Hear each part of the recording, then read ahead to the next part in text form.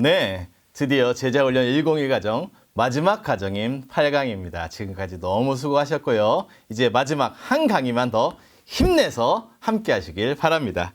자, 교재 53페이지입니다. 53페이지.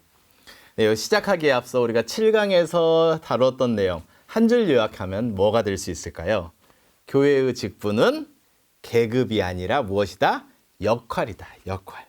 이어서 우리는 어떻게 참여할 것인가에 대해서 나누겠습니다. 53페이지입니다. 이 하나님과 나의 하나됨, 세례, 침례. 네, 세례라고도 하고 침례라고도 하죠. 편의상 세례로 통일하겠습니다. 1.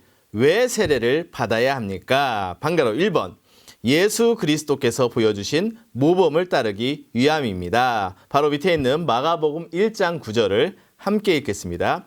그때 예수께서 갈릴리 나사렛으로부터 와서 요단강에서 요한에게 세례를 받으시고, 예수님은 세례를 받으셨습니다. 너무나 당연한 건가요? 아니죠. 생각해보면 왜 예수님이 세례를 받았을까라는 의문이 들지 않으시나요? 예수님은 완전하신데 세례가 필요한 것일까? 우리가 기억할 것은 세례가 구원이 아닙니다. 세례를 받았다고 해서 구원받는 것이 아닙니다. 세례는 하나님의 뜻을, 예수님께서 행하신 일을 우리도 나도 행하겠다는 것을 보여주는 순종의 상징입니다. 그래서 세례를 받는 것이죠. 예수님 또한 하나님의 말씀에 순종하고자 세례 받으셨습니다. 방가로 2번. 왜 우리는 세례를 받아야 할까요? 그리스도께서 세례 받는 것을 명령하셨기 때문입니다. 가로 안에 들어갈 말은 명령입니다.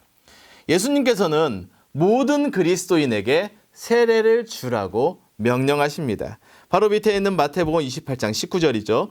그러므로 너희는 가서 모든 민족을 제자로 삼아 아버지와 아들과 성령의 이름으로 무엇을 베풀고? 세례를 베풀고. 그렇기 때문에 우리는 세례를 받아야 합니다.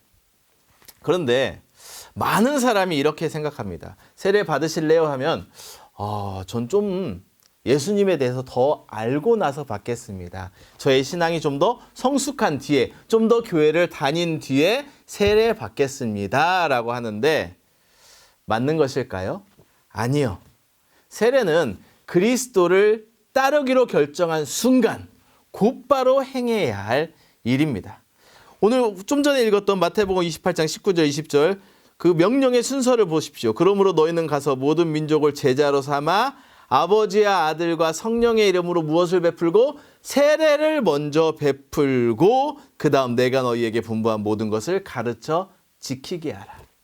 다 배운 뒤에 세례를 받는 것이 아니라 제자가 되면 바로 세례를 받아야 합니다. 방가로 3번. 세례 받는 것은 참 신자가 된 것을 나타내기 때문입니다. 가로에 들어갈 단어 신자입니다. 신자. 세례란 내가 예수님을 믿습니다 라는 것을 세상을 향해 공표하는 행위입니다. 그리스도인이신가요? 그렇다면 세상을 향해서 우렁차게 외치십시오. 담대하게 선포하십시오. 세례란 바로 그러한 선포의 일환입니다. 밑에 나와 있는 성경구절 요한일서 2장 3절을 보겠습니다. 우리가 그의 계명을 지키면 이로써 우리가 그를 아는 줄로 알 것이요. 무엇을 지키면요? 계명을 지키면. 지키면에 밑줄 쳐주시기 바랍니다. 2번.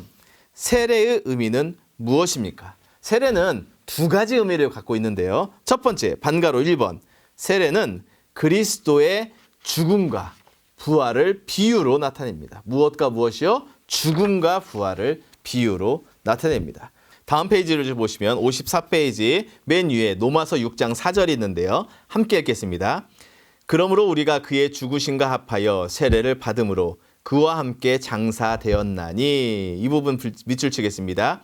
그와 함께 장사되었나니. 이는 아버지의 영광으로 말미암아 그리스도를 죽은 자 가운데서 살리심과 같이 우리로 또한 새 생명 가운데서 행하게 하려 함이라.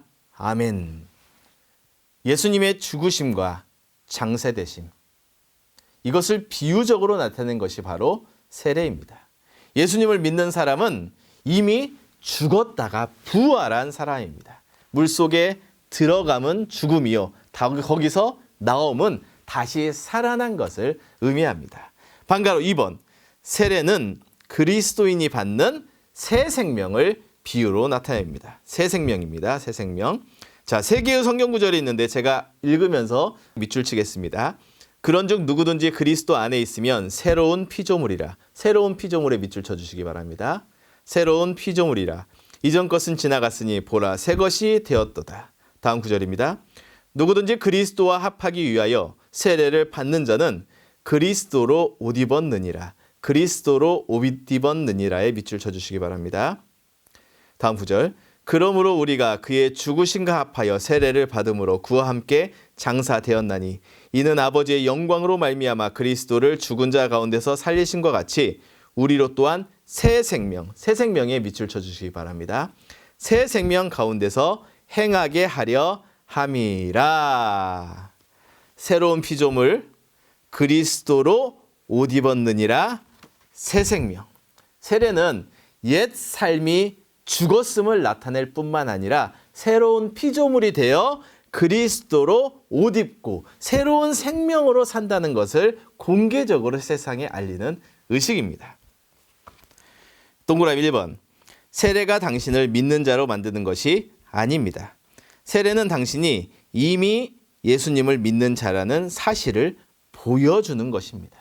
보여주는 것에 밑줄 쳐주십시오. 보여주는 것. 세례는 내적 헌신의 외적인 상징입니다. 다르게 생각하면 상징일 뿐이죠. 동그라미 2번. 세례가 당신을 구원하는 것이 아닙니다.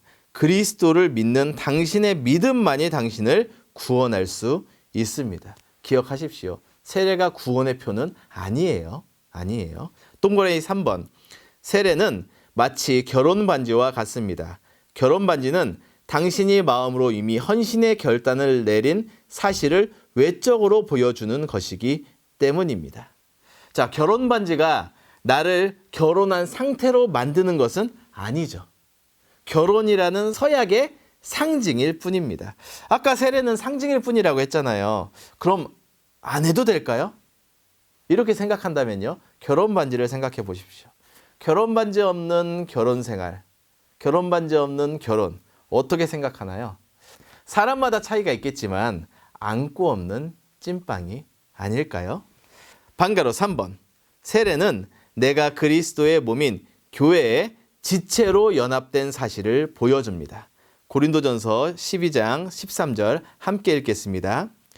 우리가 유대인이나 헬라인이나 종이나 자유인이나 다 한 성령으로 세례를 받아 한 몸이 되었고 또 다 한 성령으로 마시게 하셨느니라. 아멘. 세례는 어느 한 교회 공동체의 가족이 일원이 되었다는 사실을 말하는 것입니다. 은혜로 받은 구원으로 인해 우리는 하나님 나라의 일원이 되었죠. 그리고 세례식이라는 축제 의식을 통해서 우리는 공개적으로 교회 공동체의 일원이 되는 것입니다. 세례를 통하여 꼭 공동체의 일원이 되시길 바랍니다. 3번. 누가 세례를 받아야 합니까? 반가로 1번. 그리스도를 믿는 모든 사람들입니다. 믿으면 받아야 합니다. 자, 세 개의 성경 구절이 있는데요. 세 번째 사도행전 8장 13절을 함께 읽겠습니다. 시몬도 믿고 세례를 받은 후에 전심으로 빌립을 따라다니며, 자, 믿고 세례를 받은 후에 여기에 밑줄을 쳐주시기 바랍니다. 성경 속 인물들은 주님께 삶을 드리기로 결단하면요, 곧바로 세례를 받았어요. 믿는 순간 세례를 받은 것이죠. 특별히 신약성경에서 뒤로 미룬 경우는 단 한 차례도 없습니다. 그리스도에 대한 믿음의 표현이자 예수님의 명령인 세례를 꼭 받으시길 바랍니다. 자, 지금까지 구원의 두 가지 상징 중 첫 번째인 세례에 대한 이야기를 했습니다. 다음 페이지를 넘겨서 56페이지, 이제 두 번째 상징인 주님의 성만찬 예식에 대해 알아보도록 하겠습니다. 3. 하나님의 가족과의 친교, 성찬 교제 내용입니다.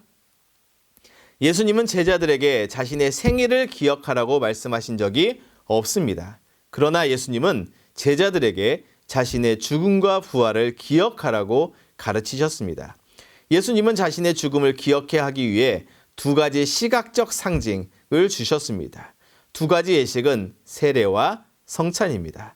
성찬은 성도들을 위한 놀라운 영적 진리를 나타내 줍니다. 1. 성찬은 무엇입니까? 방가로 1번. 복잡한 예식이 아니라 단순한 예식입니다. 바로 밑에 있는 23절입니다. 내가 너희에게 전한 것은 주께 받은 것이니 곧 주 예수께서 잡히시던 밤에 떡을 가지사에 밑줄 쳐주시기 바랍니다. 성찬식은 복잡한 예식이 아니에요. 간단한 예식이에요. 물론 이제 중세 때에는 아주 세밀한 부분까지 성찬식이 발달했으나 예수님께서 행하신 성만찬은 단순한 예식입니다. 떡과 포도주를 제자들에게, 사람들에게 나누어 주는 것. 우리 교회는 그래서 성만찬 예식을 할 때 어떤 거창한 의식이 아닌 예수님께서 보여주신 정도의 요소만 갖추어 진행합니다. 그것을 기억하시기 바랍니다. 방가로 2번, 예수님을 기억나게 하는 예식입니다. 24절입니다.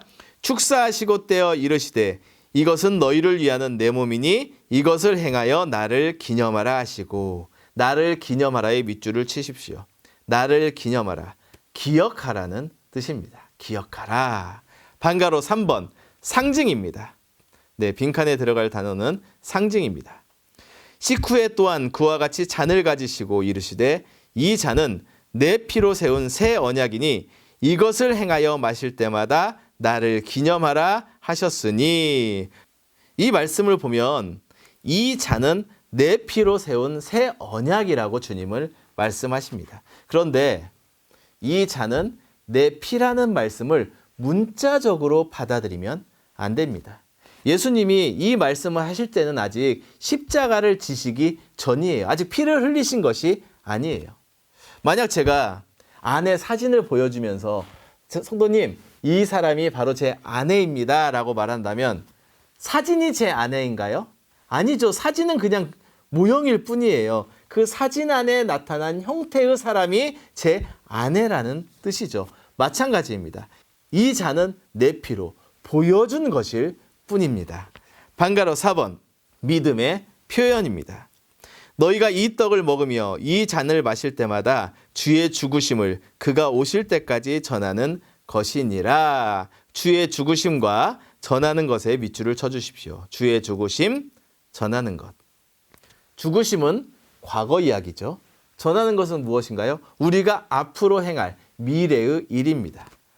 그래서 성만찬 예식은 한편의 설교와 같습니다. 그곳에는 미래에 대한 조망과 과거에 대한 회상, 주님을 기억하며 주님께 감사하고 주님께 받은 새 생명을 어떻게 살아갈 것인지 한편의 설교처럼 과거, 현재, 미래가 다 들어 있습니다. 2번, 누가 성찬에 참여할 수 있습니까? 반가로 1번, 이미 믿는 사람들만 참여할 수 있습니다. 고린도전서 11장 29절입니다. 주의 몸을 분별하지 못하고 먹고 마시는 자, 이 부분 밑줄 치겠습니다.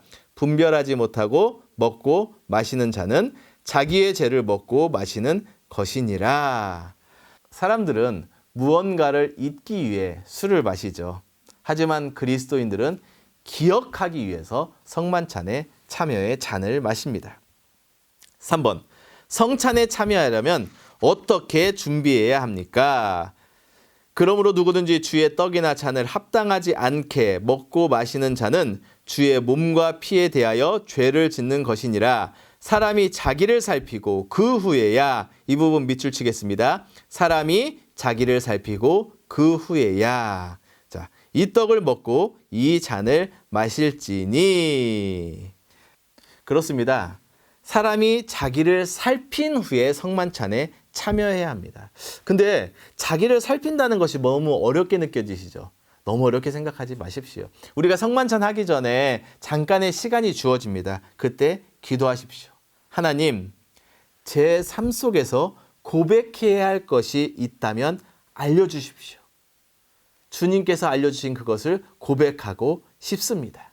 성만찬 전에 우리는 꼭 자기 점검의 기도 시간을 가져야 합니다. 방가로 1번, 다음과 같은 방법으로 성찬에 참여하는 준비를 하실 수 있습니다. 동그라미 1번, 자기 자신을 살핍니다. 자, 고린도전서 11장 28절 말씀이죠. 사람이 자기를 살피고 그 후에야 이 떡을 먹고 이 잔을 마실지니. 기도하는 거예요.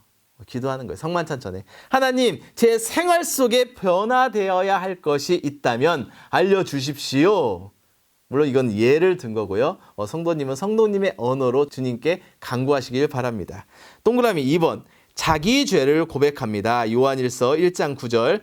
만일 우리가 우리 죄를 자백하면 그는 미쁘시고 의로우사 우리 죄를 사하시며 우리를 모든 불의에서 깨끗하게 하실 것이요. 하나님, 저의 죄를 용서하여 주십시오. 죄를 고백하면 모든 불의에서 건져 주실 줄 믿습니다. 라고 우리는 기도할 수 있습니다. 동그라미 3번, 재헌신하십시오. 로마서 12장 1절. 그러므로 형제들아, 내가 하나님의 모든 자비하심으로 너희를 권하노니 너희 몸을 하나님이 기뻐하시는 거룩한 산 제물로 드리라. 이는 너희가 드릴 영적 예배니라. 아멘. 저의 몸과 마음을 다시 하나님을 위해 사용하기를 원합니다. 주여, 나를 사용하여 주시옵소서.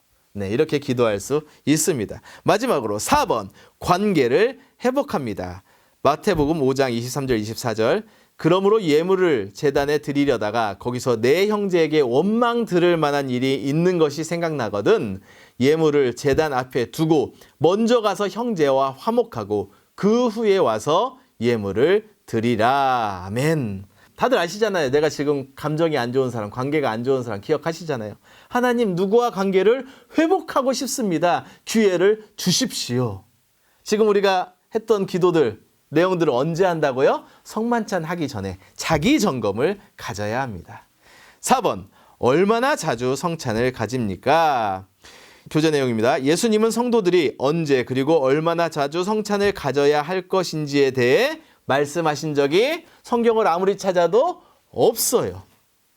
이 문제에 대해서는 성경에서 아무런 언급하신 바, 말씀하신 바가 없습니다. 뭐 주일마다 내야 한다, 한 달에 한 번 해야 한다, 뭐 다 이런 것들은 그냥 인간이 만든 규칙입니다. 얽매이지 마시길 바랍니다. 본질이 아니에요. 비본질적인 것에 있어서는 우리는 자유해야 합니다. 다음 페이지입니다. 58페이지. 영적 가족의 지체가 되는 것. 교재 내용입니다. 예배 출석자와 등록 교인의 차이점은 헌신이라는 한 단어로 요약할 수 있습니다. 출석 교인과 등록 교인의 차이는 어떻게 말하고 할까요? 좀 정확한 예인지 모르겠는데 동거와 결혼의 차이라고 할까요? 동거에는 헌신의 다짐이 없어요. 책임지지 않아요. 하지만 결혼은 헌신입니다. 헌신을 수반하는 것. 이것이 바로 예배 출석자와 등록 교인의 차이입니다. 교재 내용입니다. 우리는 교회에서 등록 교인의 기준을 세우는 것이 필요하다고 생각합니다. 다음과 같은 4가지 이유 때문에 여러분이 교회에 등록하시기를 부탁드립니다. 어떤 이유일까요? 첫 번째, 성경적 이유. 그리스도께서 교회에 헌신하셨습니다. 주님이 먼저 헌신하는 모습을 우리에게 보여주셨습니다.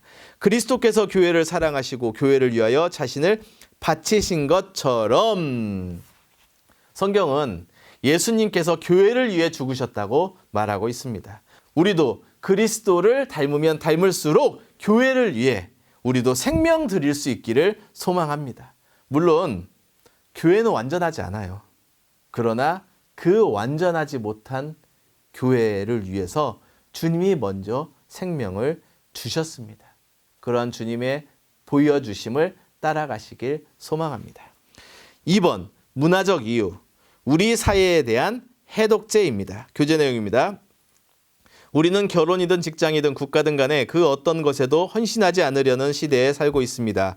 이런 태도는 교회에까지 파고 들어와 마치 여기저기서 물건을 구매하듯 여러 교회를 떠돌아다니는 사람들을 만들어내고 있습니다. 교회 등록은 이런 소비자 중심 종교의 풍조를 역류하는 것입니다. 교회 등록은 이기적인 결정이 아니라 이타적인 결정입니다. 헌신은 늘 인격을 향상시켜 줍니다. 헌신하시기 바랍니다. 3번, 실제적 이유. 누가 가족인지 알게 해줍니다. 모든 팀에는 선수들의 명단이 있습니다. 모든 학교에는 학생 등록 명부가 있습니다. 모든 사업체에는 임금을 받는 직원들의 명단이 있습니다. 모든 군대에는 군인 명단이 있습니다. 국가는 인구 통계를 내고 투표자들에게 선거인 명부 등록을 하게 합니다. 교회 등록은 우리의 영적 가족인 교회의 지체들이 누구인지 알도록 해줍니다. 무엇이라고요? 영적 가족이 누구인지 알게 해주기 때문에 꼭 등록하시길 바랍니다. 4번, 개인적 이유. 영적으로 자라게 합니다. 영적으로 자라게 합니다. 신약성경은 모든 그리스도인들이 서로의 영적 성장에 책임을 져야 할 필요성을 크게 강조하고 있습니다. 여러분이 어느 교회 가족에도 헌신하지 않는다면 이런 귀한 책임을 나눌 수 없게 됩니다. 교재 내용입니다. 지체로서 내가 기대되는 것은 무엇입니까? 우리 교회는 결코 성경이 명확하게 가르치는 것 이상으로 더 많은 것을 지체들에게 요구하지 않습니다. 우리는 성경이 모든 그리스도인에게 가르치는 것을 우리 지체들이 잘 할 수 있도록 기대할 뿐입니다. 우리 교회의 지체들이 함께할 책임은 다음에 등록교인 서약에 자세히 나와 있습니다. 여기까지 하면 끝날 줄 알았는데 아직 조금 더 남았습니다. 다음 페이지입니다. 60페이지. 등록교인 서약. 이 내용은요, 우리가 오늘 101 과정을 함께 했던 내용들이 요약되어 있는 것이거든요. 지금 저와는 빈칸만 채우지만 우리 성도님은 처음부터 끝까지 천천히 읽어보면서 다음 페이지 63페이지에 시간과 서약자 있죠. 여기에 서명을 하시면 됩니다. 저는 간단하게 빈칸만 함께 채우면서 읽겠습니다. 등록교인 서약. 나는 그리스도를 나의 주님과 구원자로 영접하고 세례를 받았으며 우리 교회의 목적, 진술과 전략 및 구조에 동의하고 지금 성령님께서 나를 우리 교회 가족과 하나가 되도록 이끄시는 것을 느낍니다. 따라서 나는 나 자신을 하나님과 다른 지체들에게 헌신하면서 다음 사항을 실천하기로 서약합니다. 1. 나는 본 교회의 하나됨을 굳게 지키겠습니다. 기억나시나요? 네. 2. 나는 본 교회의 책임을 나눠지겠습니다. 다음 페이지입니다. 3. 나는 본 교회의 사역에 참여하여 섬기겠습니다. 4. 나는 본 교회의 간증이 되도록 힘쓰겠습니다. 네, 지금은 저는 간단하게 답만을 알려드렸는데요. 성도님은 꼭 60페이지 처음부터 64페이지 마지막까지 한번 천천히 읽어보시고 몇 년 몇 월별일 시간 쓰시고 서명을 하시기 바랍니다. 여기까지 하시면 101 과정이 끝납니다. 너무너무 수고하셨고요. 1강부터 8강까지 함께 해주셔서 감사합니다. 그러면 201 때 봐요. 꼭이요.